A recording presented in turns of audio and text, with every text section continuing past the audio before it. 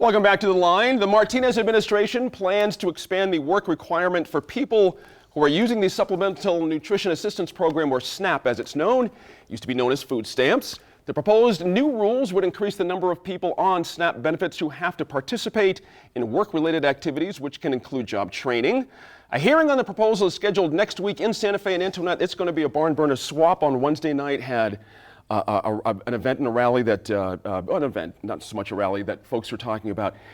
The numbers are staggering. I mean, potentially, we're talking over 50, 80,000 people could essentially be without this if it happens. And the sad thing is people get kicked off. It's not like there are jobs to obtain. It's not like there are job training programs. And so much of New Mexico is rural. It's not even like people could travel. It's really unbelievable that a state in our economic situation with as much hunger in our community would establish rules like this. It's just astonishing to me. Dee Dee, it's interesting, you know, one of the new sets of ruling is you're gonna have to work, if you don't have a job, you're gonna have to work 80 hours of community service.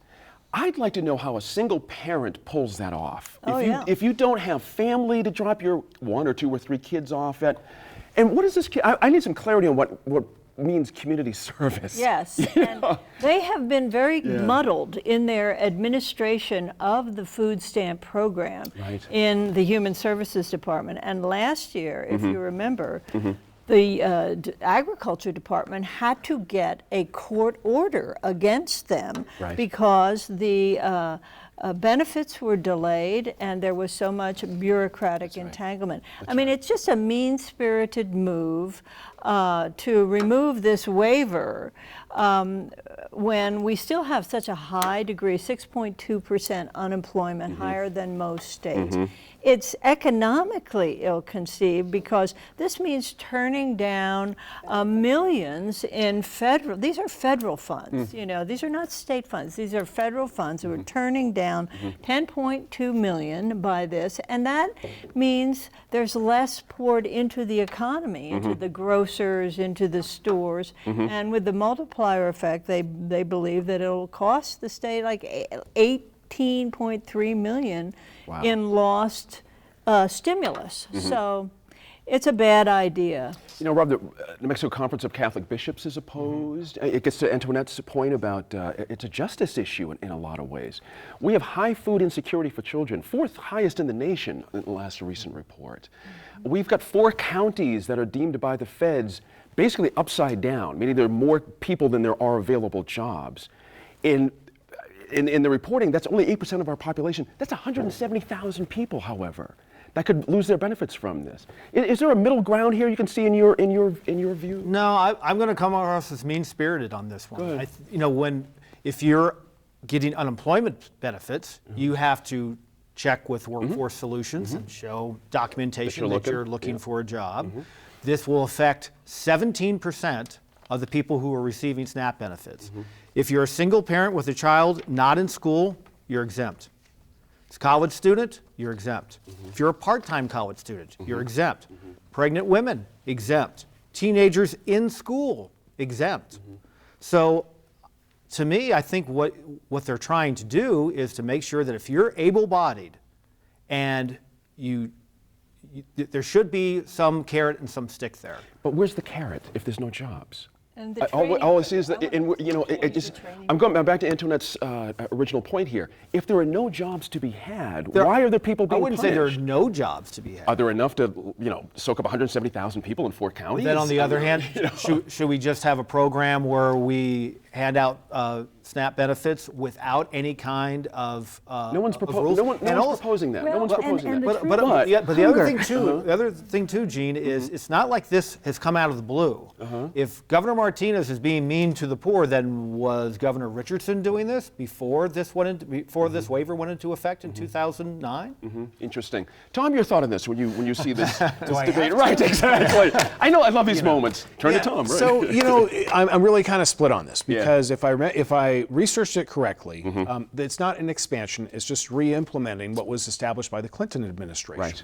Okay. Following so some other states who are doing the same. nothing that's right. new. So you know. But does it not? Are we not different? I mean, Colorado is different. Their economy is different. Oh yeah, I mean, You know, and Maine, all these places that have rolled back the federal restrictions, they're not struggling with 6.2%. No, and New Mexico clearly, as we've all discussed at this table before, is so far behind the times as far as economic growth. Sure. You know, I am all in favor of accountability. You know, there was a time in my life that I was on food stamps, that I had the workforce unemployment. Thank you. Unemployment insurance. But you know what? It was that accountability on that helped to get me back on track. And stuff. And so I think that, you know, it's good to have some accountability in there for food stamps. Is 80 hours? That seems a little aggressive. It's 80 hours a month. 80 hours a 20 month. hours, so it's 20 Okay, hours a so week. 20 hours a but week's a there lot of needs to be hours. some type of measurement that's in there, I think, because it provides that motivation. Now, are there the jobs? That's the big question. Let me stop you there. Yeah, sure. There are conflicting studies on whether these kind of things, you just use the term, provides motivation for people. And there's a lot of studies out there, Antonio, sorry, Tom, that say it does not work that way, actually. This is not a motivation thing. It might have been for you, but it is not a motivation thing. I believe Well, and that I can't talk hunger for anybody is, else except myself. Yeah, well, exactly. And Fair enough. but not, you know, like you were describing, is the single mom Yeah. who has so much to deal with in her life. And then I'm working with all kinds of people who don't have access to this. And it just, to me, it's offensive that we would not just alleviate hunger in our world, much less our community. And this is federal funds. Let me go back to the community service there for a second, Dee Dee. I've seen people on comments on news sites saying, well, these people should be out picking out trash. They should be helping the elderly. They should be doing all this other stuff to earn this money. Stuff that we expect prisoners to do, cleaning up trash on roads. Is that where we want to go? To have people get Well, food somebody for their has children? to organize that, and that is no small task. Yeah. And this is what I was saying earlier. There's real doubt whether the Human Services Department is capable of doing all these new requirements. And the one thing about the food stamps program, I think, there's been discussion of unemployment and also welfare, don't forget. Sure. It's been harder and harder to get welfare and harder to get unemployment. And so the last gap thing was food stamps. It was the last thing that people could get.